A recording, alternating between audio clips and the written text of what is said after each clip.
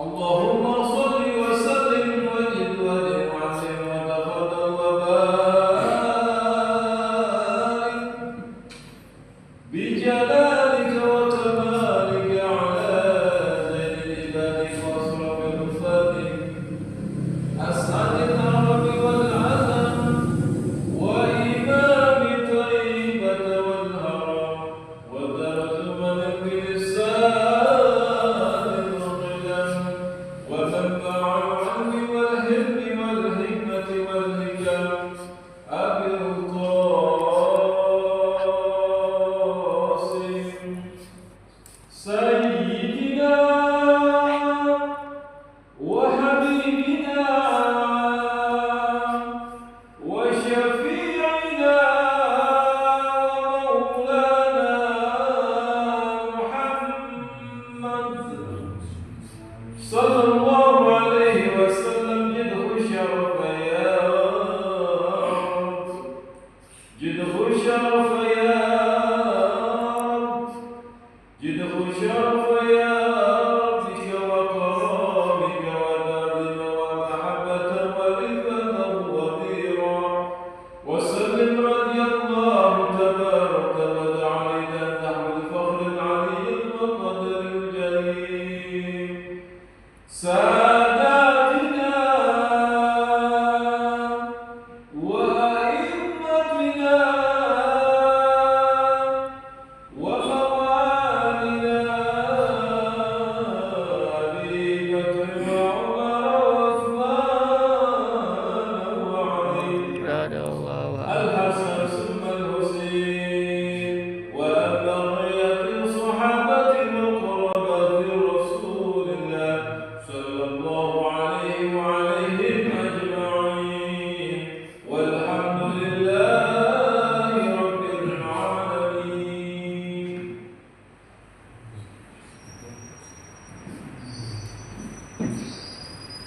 Assalamualaikum warahmatullahi wabarakatuh. Waalaikumsalam warahmatullahi wabarakatuh. Ya Rabbi Ada. Mustafa balligh maqasidana waghfir lana dhanbana ya wasi'al karam. يا رب بالمصطفى بلغ مقاصدنا واغفر لنا ما مضى يا واسع الكرم يا رب هيئ لنا من أمرنا رشدا واجعل معونتك الحسن لنا مددا يا رب بالمصطفى بلغ مقاصدنا واغفر لنا ما مضى يا واسع الكرم ولا تكلنا إلى تدبير أنفسنا فالنفس تعجز عن إصلاح ما فسدا يا رب بالمصطفى بلغ مقاصدنا واغفر لنا ما مضى يا واسع الكرم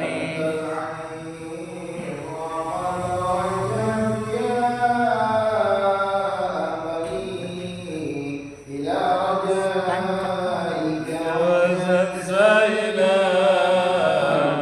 يدا يا رب بالمصطفى بلغ مقاصدنا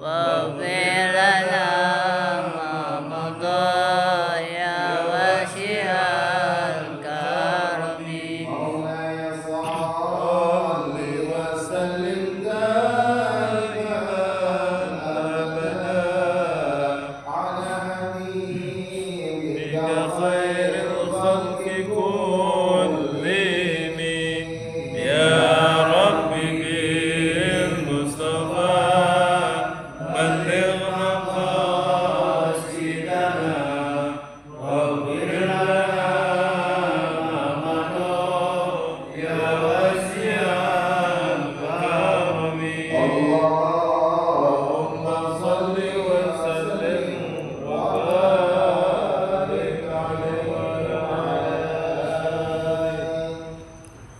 بسم الله الرحمن الرحيم.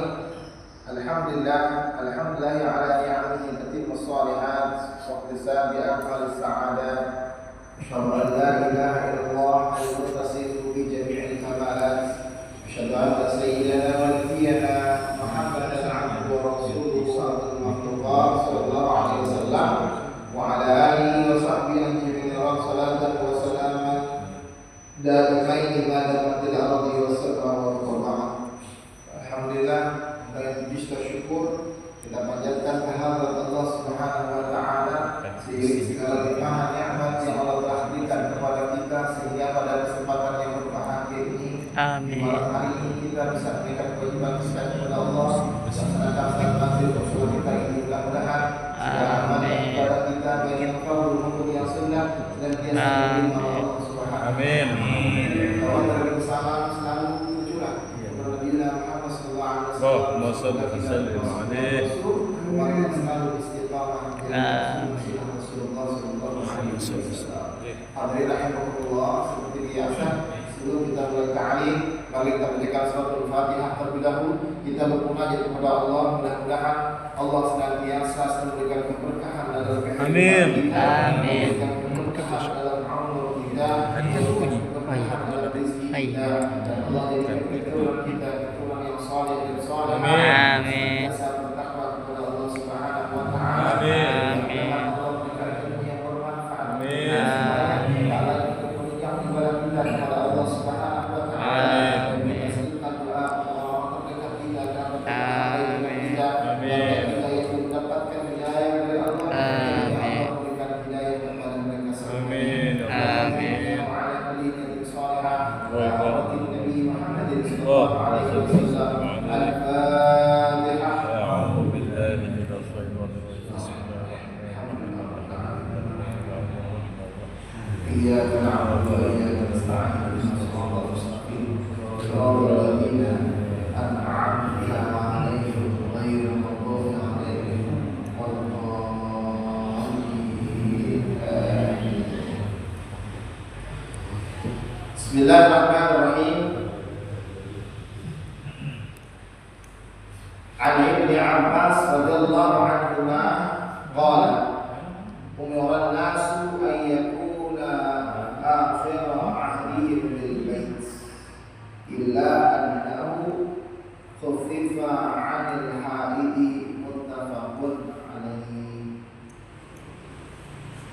Dari Abdullah bin Abbas radhiyallahu anhuma, manusia diperintah untuk mengakhirkan daripada masa hajinya di Baitillahil Haram. Ada istilah haji wada. Kemudian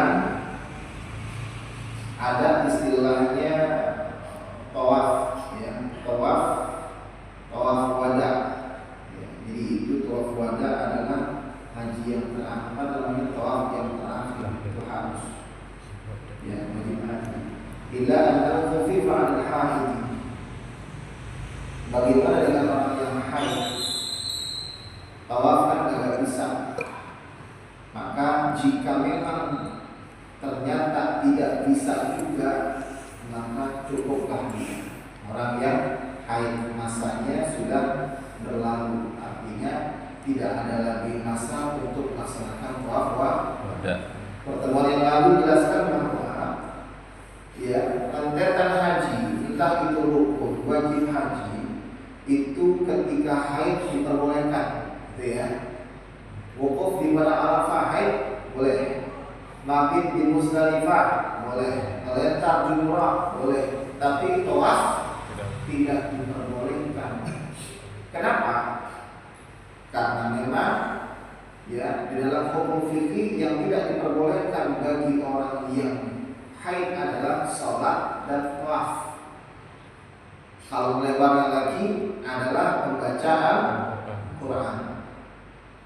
Ya, ini kan nanti di bulan Ramadan kadang ada kan perempuan baca Quran ketika di bulan Ramadan dia lagi haid, ini tidak diperbolehkan. Ikut taklim boleh tadi? Kenapa? Ikut taklim boleh. Ikut taklim boleh.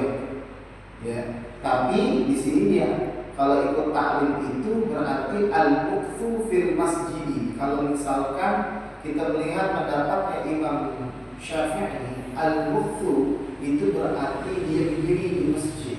Maka kalau pendapat Imam Syafi'i, kalau ikutin taklim ada di masjid jangan, kecuali di luar masjid. Ya, kalau di majlis taklim bagaimana? Majlis taklim kan bukan masjid. Gitu ya. Jadi perempuan jangan baca Quran ya ketika dia haid. Nah, gimana kalau misalkan membaca Al-Fatihah? Kan kadang-kadang kan ada acara mari kita baca surat Al-Fatihah, gitu ya. Ada perempuan haid. Apakah dia bacanya Fatihah? Nah, kalau Al-Fatihah karena di sini maknanya sab'ul mathani. Julukan Al-Fatihah itu sab'ul mathani, yaitu 7 ayat, 7 pujian yang dibaca berulang-ulang. Dan Al-Fatihah itu bisa diniatkan dengan doa. Maka ketika orang yang haid baca Fatihah niatnya untuk doa dipersilakan. Doa. Kita berdoa yang baca surat Al-Fatihah kan gitu ya, baca. Kalau surat yang lain tidak diperkenankan. Kenapa? Karena orang yang haid ini tidak diperbolehkan baca Al-Quran. Oh, ziarah kan? Kenapa? Ziarah. Ziarah diperbolehkan. Ya. Karena yang tidak diperbolehkan itu ibaratnya ibadah nafkah. Ibadah nafkah. Ibadah yang kuat. Kalau ziarah silakan aja orang yang haid. Ya. Karena kalau misalkan Anda kan mengatakan orang yang haid jangan ikut ziarah, nanti banyakkan setan masuk di situ gitu kan. Nah, maka dalil kuatnya belum ditemukan, sebelum menemukan dalil kuat orang yang haid kan.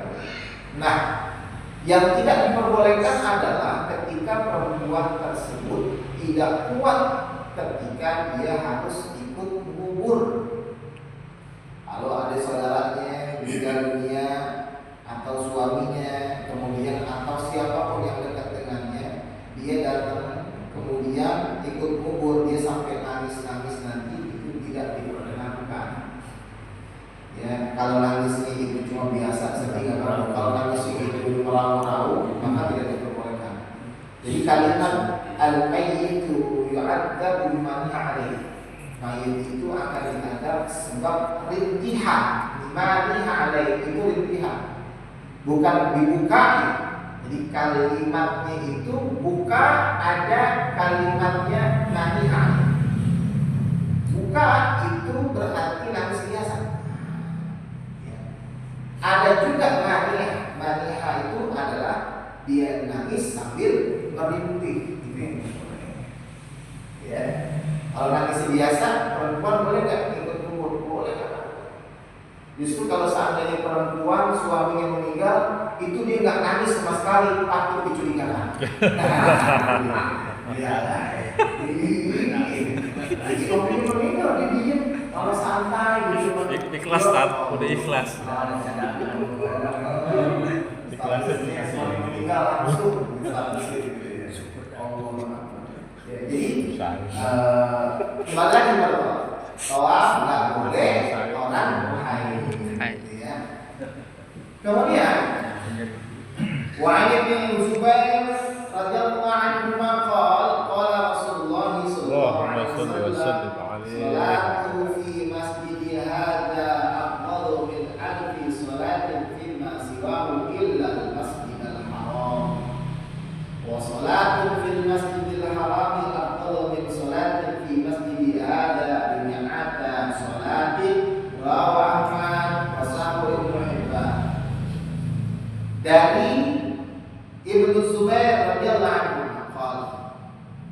Berkata Rasulullah, bersabda Rasulullah SAW, Sallim alaih.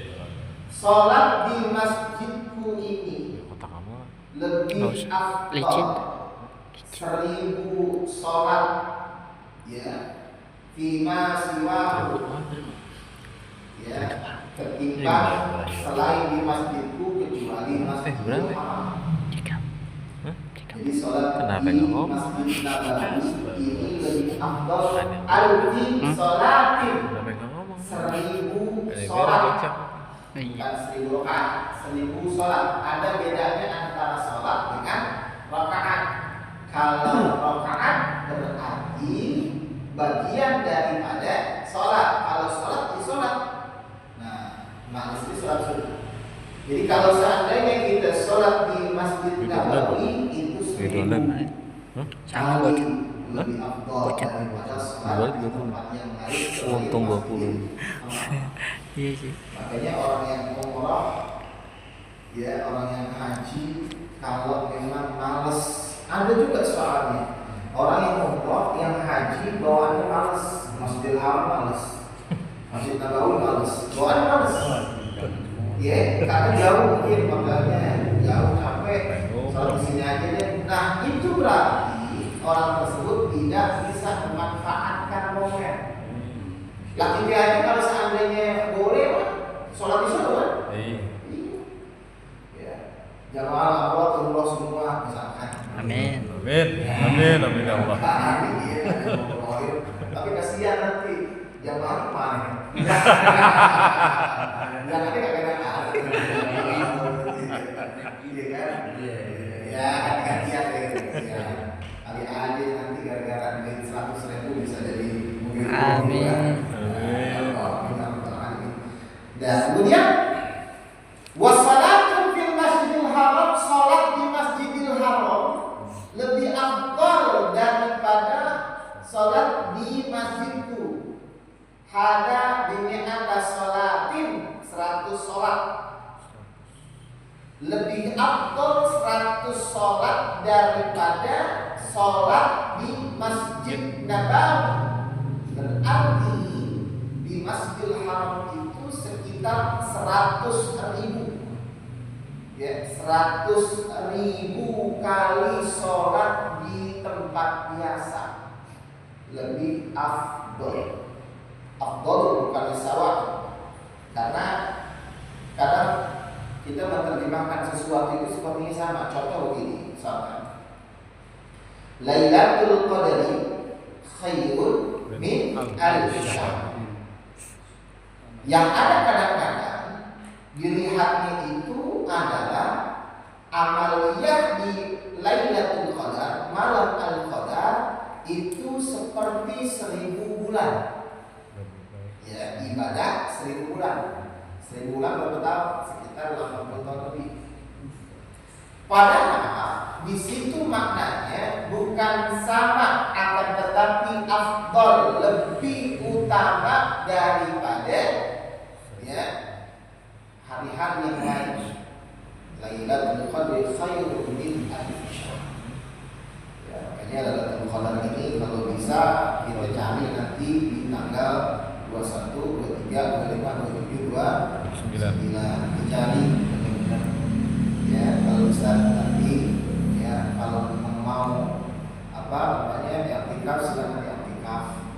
Ya, i'tikaf bukannya ngobrol, bukan i'tikaf. Kadang-kadang ada orang i'tikafnya setengah jam, ngobrolnya 2 jam. Ya Allah. Ada i'tikaf gitu ya. Karena ketika kita i'tikaf itu malaikat langsung melihat terus pergerakan kita. Nah, jadi inilah fadilah daripada sholat di Masjidil Haram. Tapi bukan berarti seolah-olah boleh nyetor. Ya, memang al-haji mabrur laisa lahu jazaa illa jannah, kan gitu ya. Haji yang mabrur ya tidak ada balasan baginya kecuali surga. Amin ya rabbal alamin. Adakah amaliyah setara haji mabrur? Ada. Apaan itu? Salat isyraq.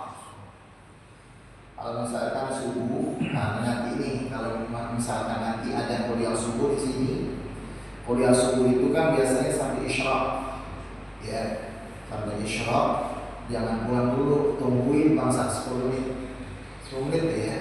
Jadi kalau isyraq itu kalau bisa jangan sampai pas bunyi lampu syuruk, kan kalau pasal di jam ada ya. Ada. Syuruk, tanda syuruk, misalkan jam 5:56 syuruk. Jangan langsung sholat, ya jeda 10 menit karena ada larangan sholat itu ketika matahari terbit. Makanya biar dia tergelincir dulu sedikit, ya itu sekitar 10 menit daripada waktu syuruk.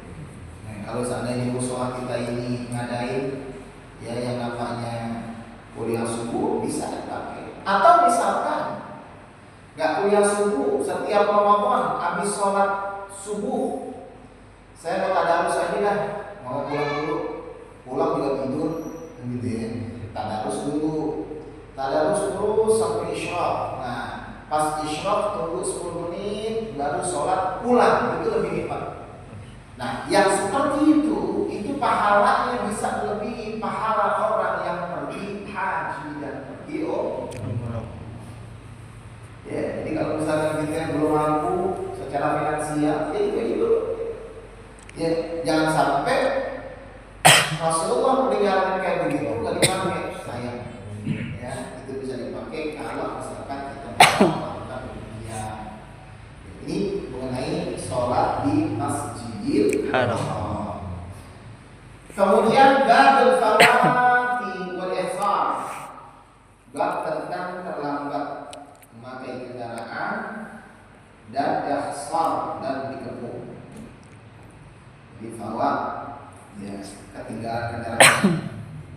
An Ibnu Abbas radhiyallahu anhu qala qad usira Rasulullah sallallahu alaihi wasallam wa halaqa ra'sah wa jama'a nisa'a wa nahara hadiyah hatta tamara 'aman qabilan rawahu al-Bukhari.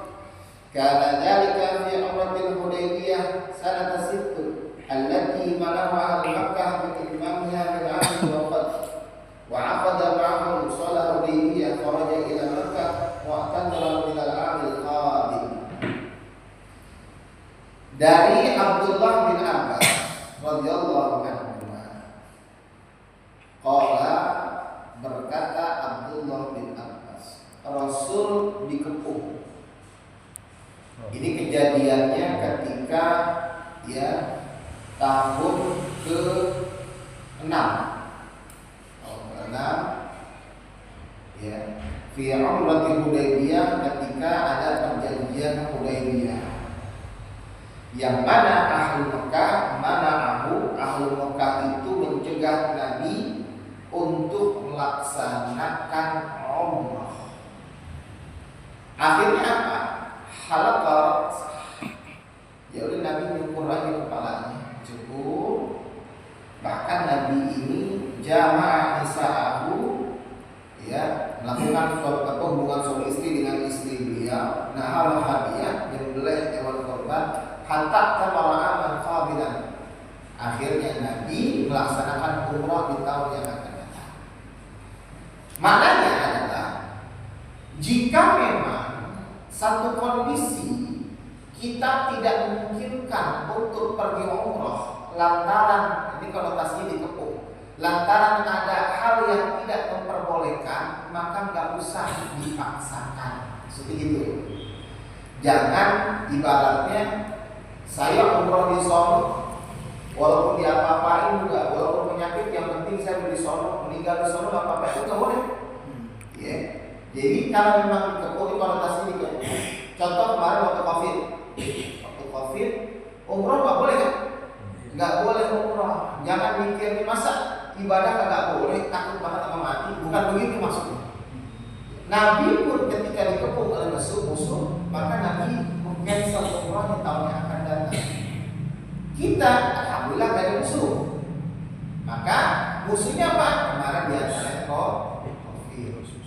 Ya, kan orang datang. Kemudian wa an Aisyah radhiyallahu anha qalat dakhala Nabi sallallahu alaihi wasallam ala Buda'ah binti Zubair bin Abdul Muttalib Faqalat ya Rasulullah inni uridu al-hajja wa ana syaqiyatun. Faqala an-nabi hujji washtati al-halli haitsu habastani muttafaqun alaih. Syaqiyatun aw muridatun maridatun wa halli ay bi halali bil ihram la yasal bil marad. Dari Aisyah radhiyallahu anha, qalat berkata Aisyah, Nabi masuk ke rumah Dubaah bin Zubair bin Abdul Muttalib. Dubaah bin Zubair bin Abdul Muttalib. Berarti posisinya ini ya sepupuan Nabi, sepupuan. Faqalat ya Rasulullah ini uridul hajj. Ya Rasul, saya mau pergi haji. Wa ana syaqiyatun, tapi saya sakit. Faqala Nabi hujji washrati al-mahal. Pergi hajilah kamu dan harus mempunyai syarat. Tentunya syaratnya itu ya harus kuat. Haitsu habastani, sekiranya ya engkau tahan. Maknanya kalau memang seandainya belum bisa untuk pergi haji dalam kondisi kesehatan yang belum memungkinkan atau umrah, jangan dipaksakan. Karena ibadah itu ya benar, ya namanya ibadah kan ya harus walaupun sakit iya. Kalau sholat ibadahnya seandainya kita sakit ada cara-cara yang lain. Lah kalau umrah bukan kita sholat jalan, nggak mungkin kan umrah agak jalan ke sana berangkat. Nah ini kan misalnya kalau sholat bisa di rumah. Makanya ibadah sholat itu ibadah yang memang nggak ada alasan sama sekali. Kalau umrah haji ternyata kita sakit, ya udah jangan dipaksain. Jangan ada istilah saya mati di sana, jangan. Nyusahin nanti ya jangan gitu. Kalau nggak sehat jangan. Nah ini mengacak kepada peristiwa Dubaah bin Zubair bin Abdul Muttalib yang sedang sakit. Ana Ikrimah al-Hajjaj bin Amr al-Ansari radhiyallahu anhu qala Rasulullah sallallahu alaihi wasallam man qusira aw 'alija faqad halla wa 'alaihi al-hajj min qabilin. Qala Ikrimah fasa'altu Ibn Abbas wa Hurairah dzalik faqala sadaqa al-khamsah hasanatan bihi. Dari Ikrimah bin Hajjaj bin Amr al-Ansari radhiyallahu anhu qala bersabda Rasulullah sallallahu alaihi wasallam, man sakit bisa, karena konotasi pecah itu berarti badannya lagi enak atau lagi pincang, enggak benar badannya pincang ya, faqad halla wa alaihi, dan terhalang untuk haji, maka tentunya adalah berhaji di haji yang akan datang. Lagi-lagi kalau seandainya kurang sehat. Wa Abu Hurairah an-Nabi faqala sadaqa. Fasa'altu Ibnu Abbas. Saya bertanya kepada Ibnu Abbas dan Abu Hurairah tentang hal yang demikian. Kata beliau, sadaqa, benar. Jadi Abdullah bin Abbas dan Abu Hurairah tahu benar Rasulullah SAW tidak mau yang namanya umatnya itu maksain ketika pergi haji atau umrah, jangan maksain. Ya. Ini tutup khotimatun, tutup tentang haji. Sekarang berikutnya kitabul buyu', kitab tentang jual beli. Jual beli.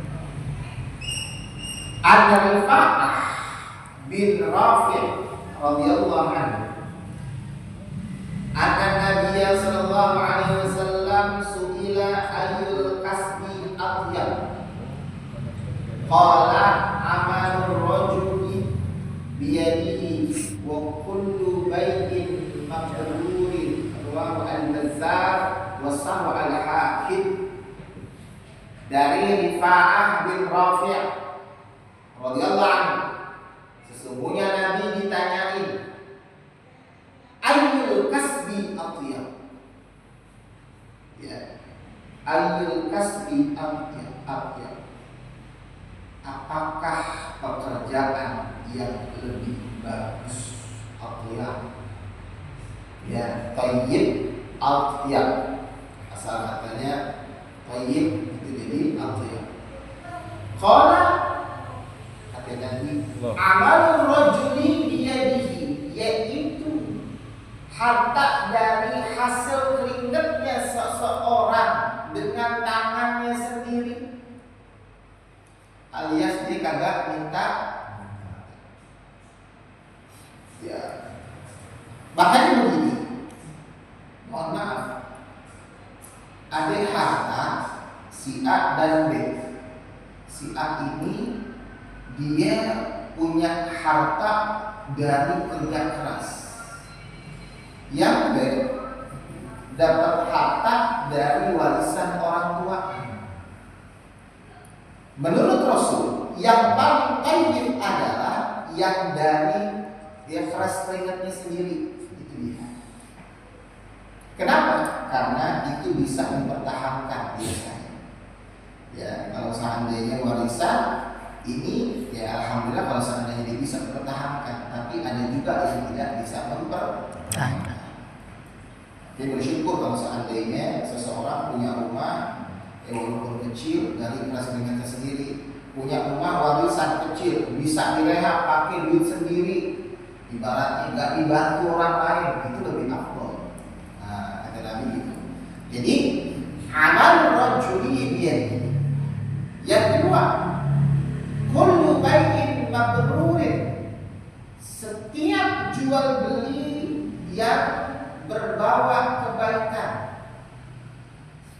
Jual beli bawa kebaikan itu gak ada istilah gharar, bai'ul gharar. Nanti kita akan bahas di sini bai'ul gharar itu apa aja. Karena di masa sekarang kadang-kadang ada istilah bai'ul gharar. Apa itu bai'ul gharar? Jual beli dengan tipu muslihat. Banyak ya? Banyak. Ya, contoh apa? Bensin. Bensin. Bang, bensin bang, 1 liter. Nggak tahu itu botol, nggak ada 1 liter. Jangan sampai kita ngomong berapa liter, jangan sampai gitu.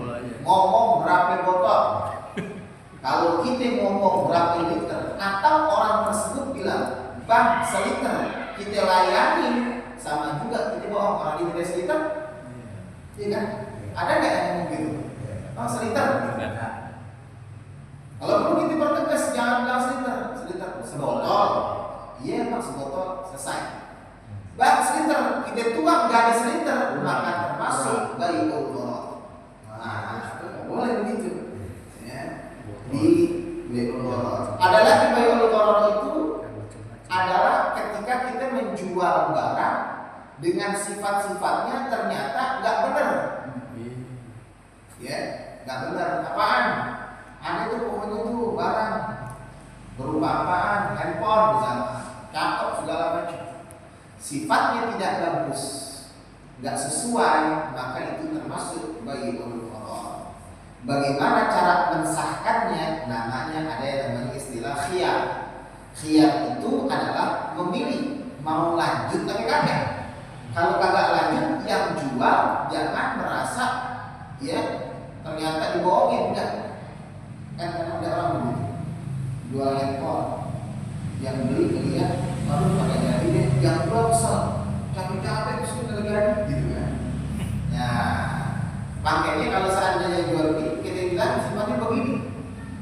Kalau seandainya memang second misalnya gitu ya, ternyata oh minta garansi berapa lama sekian, kita nggak mampu, jangan. Oh saya nggak berani. Terus gimana saya jual lagi nih? Kalau mau dijual terserah gitu. Nah, dia kan gitu. Nah, itu namanya jual beli yang sahih. Ya, masih banyak lagi nanti nih hukum jual beli akan dibahas dengan ansari sekadar. Nah, jadi kembali kullu bai'in mabrur, setiap jual beli yang membawa kebaikan. Nah, itu. Kemudian wa an Jabir bin Abdullah radhiyallahu anhuma annahu sami'a Rasulullah sallallahu alaihi wasallam yaqulu 'amal fathi wa huwa bi Makkah innallaha harrama bai'al khamri wal maitati wal khinziri wal asnami faqila ya Rasulullah ara'aita shuhumal maitah fa innaha tutla biha as-subna wa tudhanu biha al-juludu wa yastasbihu biha an-nasu faqala la huwa haram thumma qala Rasulullah sallallahu alaihi wasallam inda dhalik qatala Allahu al-yahuda inna Allah ta'ala lamma harama alaihim shuhumahuma jabaluhu thumma ba'uhu fa'aquhu thamanuhu muttafaqun alaihi. Dari Jabir bin Abdullah radhiyallahu anhu annahu sami'a Rasulullah SAW. Jabir bin Abdullah dengar Rasulullah bersabda pada amal fathi, yaitu tahun kebukanya kota Mekah, Fathu Mekah. Wahwa di Mekah, beliau ada di Mekah. Sesungguhnya Allah mengharamkan bai'al khamri, jual beli khamr, minuman keras. Jangan ada istilah saya kan nggak minum, saya jual doang. Tetap orang yang jual sesuatu yang haram, maka dia termasuk pekerjaan yang haram. Saya kerja di bartender, tukang nuangin. Ada orang beli minuman keras. Kalau di bartender kan nggak ada istilah bir bintang, itu level yang bawah. Vodka, brandy, Manson, gitu ya, whisky, gitu ya, gitu ya. Ya, tequila, mahal gitu ya. Yang 100 cc itu harga bisa 100.000. Nuangin. Yang nuangin itu dong dosa. Yang nuangin. Saya kan tidak minum, saya tidak jual, saya kerja dosa. Makanya kalau seandainya ada saudara kita ternyata kerja tempat gitu, lebih baik cari yang lain. Jangan sampai kerja di tempat kayak begitu. Karena man a'ana ala maksiatin walau bi syatri kalimatin kana syarikan lahu fiha. Barang siapa yang menolong kemaksiatan walaupun dengan satu kalimat kana syarikun fiha, maka dia termasuk orang yang berserikat dengan. Contoh lagi, ada teman kita berkunjung nanya, itu nggak kalau mau punya bir? Nggak ada. Lu asem nih, beli bir di mana? Oh di Solo, di Aken. Jangan. Kita ngomong di Solo itu termasuk dosa. Kasih ujung doang sih itu. Ya kan temen nanya, iya temen nanya, udah tahu kagak boleh di Solo berarti kan diusir temen. Iya, nah termasukkan masyarakat Madinah. Ya, jadi bai'ul khamri, ya khamr pengedar. Saya nggak pemakai kok, nggak pakai narkoba, saya ngedar doang, apalagi ngedar. Iya, ya, kayak gitu ya. Pakai ngedar, kasih unjuk. Yang biasa jual ini mana di Solo, itu juga sama. Bawa, samanya. Wal maitah, Allah mengharamkan jual beli bangkai. Bangkai hewan, ayam tiren, apa tiren? Mati kemarin. Nah, itu nggak boleh. Ya, maitah. Wal khinzir, daging babi juga nggak boleh. Ya. Wal asnam dan berhala. Ya, jualan berhala buat apaan? Kita pemahat bikin patung buat orang bikin kuda, misalkan bikin patungnya kita bikin, itu nggak boleh, nggak boleh. Lah kan kayak ubah berarti mengiyakan Gitu ya, ini nggak boleh. Makina ya Rasulullah, Ara'aita syurumal maitah. Bagaimana pendapatmu tentang minyak, ya? Minyak dari bangkai, ada minyaknya misalkan. Fa'inna tudnaliha as-sufun, itu bisa ya melicinkan perahu, kemudian bisa ya memberikan wangian minyak daripada bangkai tersebut, ya, memberikan wangian di kulit, kemudian bisa sebagai bahan bakar minyaknya bangkai, bisa minyak bangkai. Pokoknya la wa haram, itu haram. Jadi bangkai apapun bentuknya haram. Ya. Makanya di dalam Al-Qur'an dijelaskan, ya. Hurrima 'alaikumul maitatu wad damu wa lahmul khinzir wa ma uhilla li ghairi bihi. Ya. Di antaranya itu adalah hewan daging anjing, daging babi, kemudian hewan yang tidak disembelih atas nama Allah. Kalau ada kita lihat tukang ayam, ternyata ini tukang ayamnya non muslim, mendingan gak usah dibeli. Enggak, beli jualan orang, yang beli itu orang muslim, mendingan gak usah. Orang muslim banyak yang jual ayam, dia murah, ada tanya. Dia murah, ada tanya. Kenapa bisa murah? Ya kan? Ada tanya. Harganya ayam di sana 50.000 seekor, dia cuma 40.000, tanda tanya, gitu kan? Nah, makanya jangan melihat murahnya, tapi keabsahan daripada melihat hewan itu. Ya, jadi ini mengenai hewan-hewan yang memang diperbolehkan dan yang tidak diperbolehkan.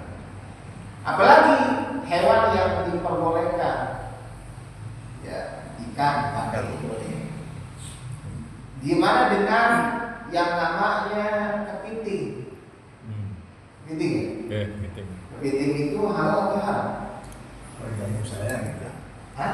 Kalau di kampung saya enggak. Enggak apa? Kepiting? Enggak haram. Enggak halal atau enggak haram? Enggak haram. Enggak haram. Halal. Ya, baik. Baik, kita lihat. Ada kepiting, ada rajungan. Betul ya? Bedanya kepiting bulat, badannya rajungan lancip. Gitu kan?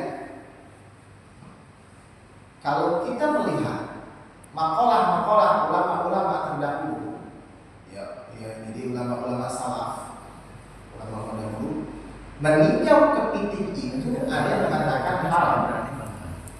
Kenapa? Karena kepiting itu bisa hidup di dua alam. Kalau rajungan itu nggak bisa hidup. Kepiting itu nggak di air, dia bisa hidup. Nah, ternyata menurut penelitian, kepiting tersebut benar dia bisa hidup di darat, tapi hidupnya nggak kayak keong, nggak kayak kura-kura tua. Kepiting kagak lama di darat dia mati. Berarti hidupnya di darat itu cuma sebentar. Makanya ada yang mengatakan kepiting itu haram. Terus kita gimana? Ambil yang halal apa ya? Halal. Kalau ada di depan mata, udah apa? Gitu ya. Halal, insya Allah.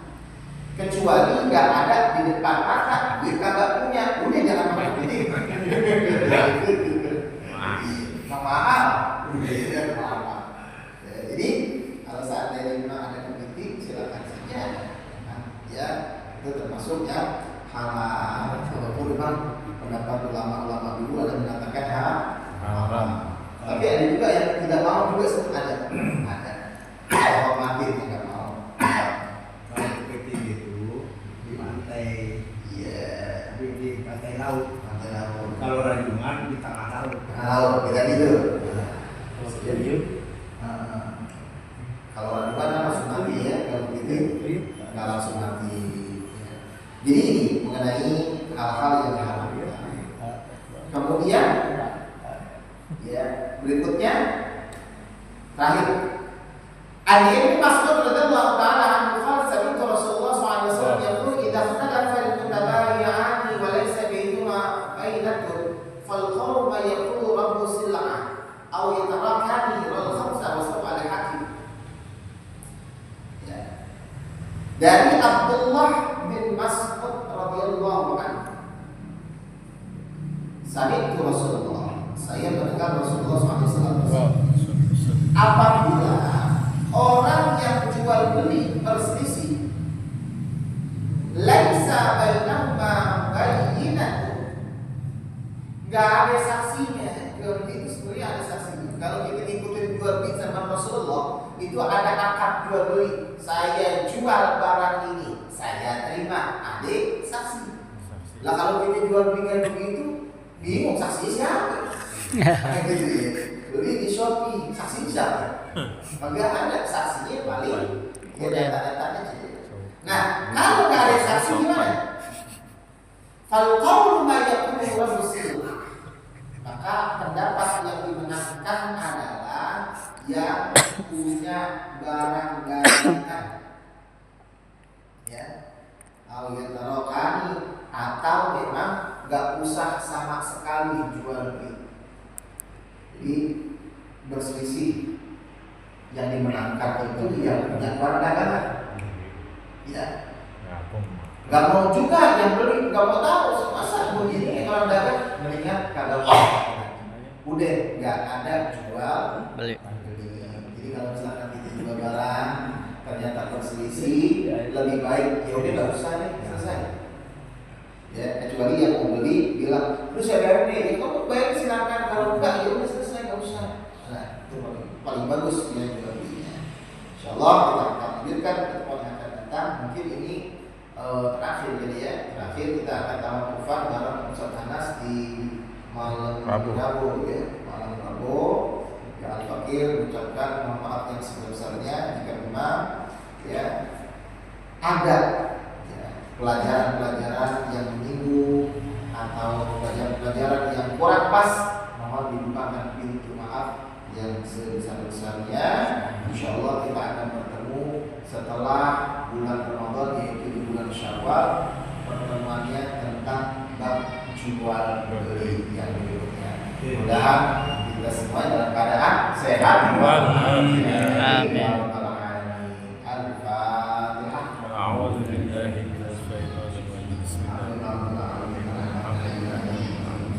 Iya, karena aku iya, karena sekarang dia